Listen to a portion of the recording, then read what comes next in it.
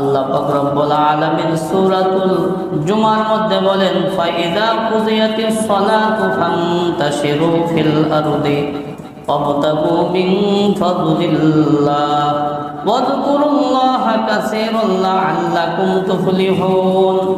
আল্লাহ পাক রব্বুল আলামিন বলেন, যখন তোমরা নামাজ শেষ করো, ফান্তাশিরু ফিল আরদি, তখন তোমরা জমিনে ছড়ায়া ছিটায়া পড়ো, ওয়াবতাগু মিন ফাদলিল্লাহ, আল্লাহ পাক রব্বুল আলামিনের অনুগ্রহ তালাশ করার জন্য, রিজিক তালাশ করার জন্য, ওয়াযকুরু কাসীরান লাআল্লাকুম তুফলিহুন, সাথে সাথে বেশি বেশি আল্লাহ পাকের জিকির আজকার করো।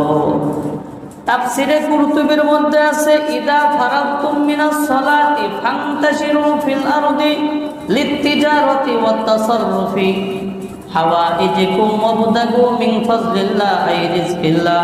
আল্লাহ পাক রব্বুল আলামিন এই আয়াতের ব্যাখ্যায় বলেছেন, তাফসিরে কুরতুবির মধ্যে আছে, যখন নামাজ শেষ হয়ে যায় তখন তোমরা ব্যবসা বাণিজ্য এবং নিজেদের হাজত প্রয়োজন পূরণ করার জন্য তোমরা ছড়ায়া পড়ো।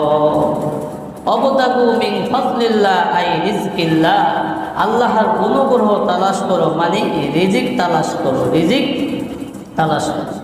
তো আল্লাহ পাক রব্বুল আলামিনের ঘোষণা, রিজিক তালাশ করতে বলছেন আল্লাহ পাক রব্বুল আলামিন। এখানে আল্লাহ পাক রব্বুল আলামিন রিজিককে ফাজল, অনুগ্রহ বলে আখ্যা দিয়েছেন। কেন রিজিককে ফাজল বলা হয়, অনুগ্রহ বলা হয়? ওই যেটা একমাত্র হালাল রিজিক ওটাই হলো আল্লাহর অনুগ্রহ, আর যেটা হালাল রিজিক নয় সেটা আল্লাহ তাআলার অনুগ্রহ নয়।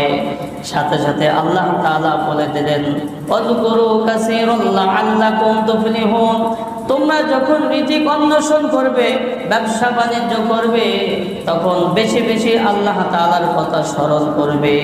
কারণ রিজিক তালাশ করতে করতে তোমরা আল্লাহ তাআলাকে ভুইলা যাতে না যাও, এই জন্য রিজিক তালাশ করার সাথে সাথে বেশি বেশি আল্লাহ তাআলাকেও কি করবে, স্মরণ করবে।